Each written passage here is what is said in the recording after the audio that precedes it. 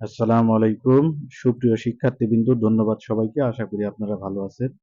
আল্লাহর রহমতে আমিও ভালো আছি। আজকে মূলত ফাইনাল যে রেজাল্ট প্রকাশিত হয়েছে এবং পাশাপাশি ফাইনাল রেজাল্টে যাদের অসন্তোষজনক অর্থাৎ কয়েকটা সাবজেক্টে ফেল এসেছে, সেই ফেলের প্রেক্ষিতে পুনর্নিরীক্ষণের জন্য যারা আবেদন করবেন, সেই সব বিষয় সংক্রান্ত কিছু গুরুত্বপূর্ণ তথ্য নিয়ে আজকে আলাপ আলোচনা করব।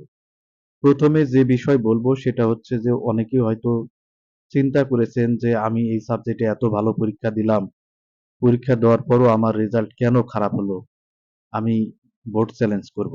আসলে বোর্ড চ্যালেঞ্জ বলতে খাতা চ্যালেঞ্জ করা হয় না। এটা শুধু ফাইনাল রেজাল্ট তৈরির সময় যে যোগ বিয়োগ জনিত বা মার্কস সঠিকভাবে তোলা হয়েছে কিনা এই সংক্রান্ত বিষয়গুলো কিন্তু এই পুনর্নিরীক্ষণ বা ফাইনাল যে বোর্ড চ্যালেঞ্জ আছে সেখানে করা হয়। এই বিষয়টি বিবেচনা করে আপনারা চেষ্টা করবেন বোর্ড চ্যালেঞ্জ করবেন কি করবেন না। তবে যদি কনফিডেন্স থাকে অবশ্যই বলবো আপনারা বোর্ড চ্যালেঞ্জ করবেন। তো বোর্ড চ্যালেঞ্জের জন্য কি কি বিষয় আছে এখানে আমরা একটু পড়ে দেখি।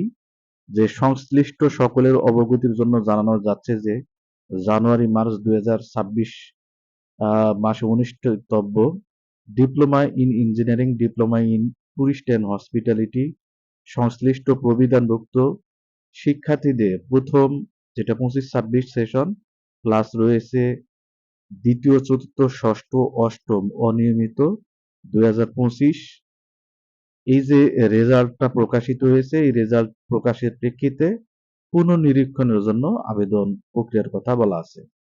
তো তৃতীয় সাবজেক্ট অর্থাৎ থিওরিক্যাল সাবজেক্টে নির্ধারিত ফি প্রতি সাবজেক্ট অনুসারে 300 টাকা, অর্থাৎ একটা সাবজেক্টে যদি আপনি পুনর্নিরীক্ষণের জন্য আবেদন করতে চান তাহলে 300 টাকা করে ফি প্রদান করতে হবে।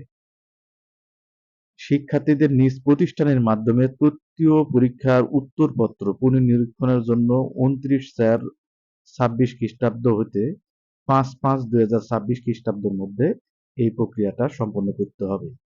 অর্থাৎ পুনর্নিরীক্ষণের জন্য আবেদন করতে হবে এবং পাশাপাশি প্রতি সাবজেক্টে 300 টাকা হারে জমা দিতে হবে। অনলাইনে আবেদন, তথ্য এন্ট্রি, সোনালী সেবার মাধ্যমে পুনর্নিরীক্ষণের ফি জমা দেওয়ার পদ্ধতি।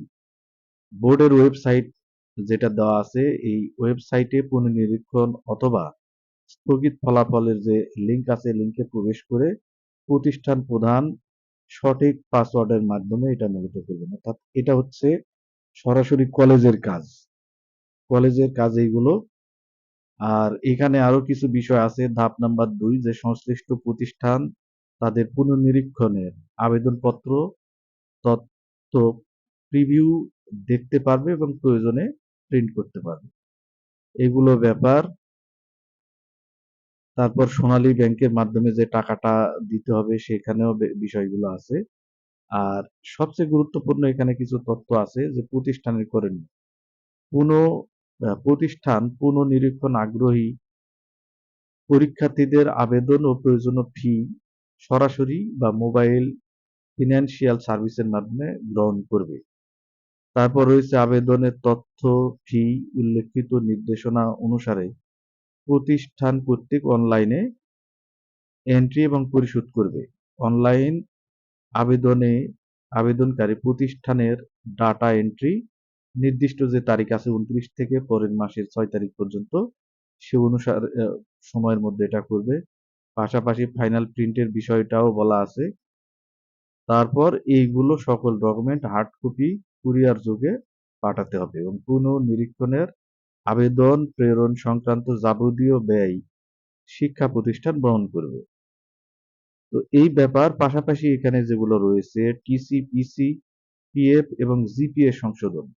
পরীক্ষা নিয়ন্ত্রক বরাবর আগামী 14/5/2026 খ্রিস্টাব্দ তারিখের মধ্যে এই টিসিপিসি সংশোধন জনিত যে ব্যাপার আছে এগুলো সম্পন্ন করতে হবে।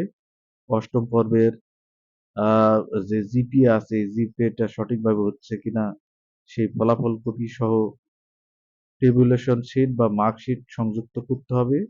পিএফ এরও সংযোগ যেটা সংশোধনের ব্যাপার আছে সেটাও সংশোধন করা যাবে এবং পুনর্নিরীক্ষণে আবেদনকারী ছাত্রছাত্রী পরবর্তী পর্বে ফর্ম ফিল আপের যোগ্য বলে হলে শুধুমাত্র নির্ধারিত ফি প্রদান করে ফর্ম ফিল আপ করতে পারবে। তো এই হচ্ছে মূলত পুনর্নিরীক্ষণ সংক্রান্ত যে বিষয়গুলো, এই বিষয়াবলী। তো আশা করি আপনারা বিষয়টা ভালোভাবে বুঝতে পেরেছেন। যারা আমার চ্যানেলটিকে এখনো সাবস্ক্রাইব করেন নাই, অবশ্যই চ্যানেলটিকে সাবস্ক্রাইব করবেন এবং লাইক, শেয়ার, কমেন্ট করতে ভুলবেন না। আর আপনাদের গুরুত্বপূর্ণ কোনো প্রশ্ন থাকলে অবশ্যই কমেন্ট বক্সে কমেন্ট করবেন। তো সবাইকে ধন্যবাদ জানিয়ে আজকে এখানেই শেষ করছি। সবাই ভালো থাকবেন, সুস্থ থাকবেন। ধন্যবাদ সবাইকে। আসসালামু আলাইকুম।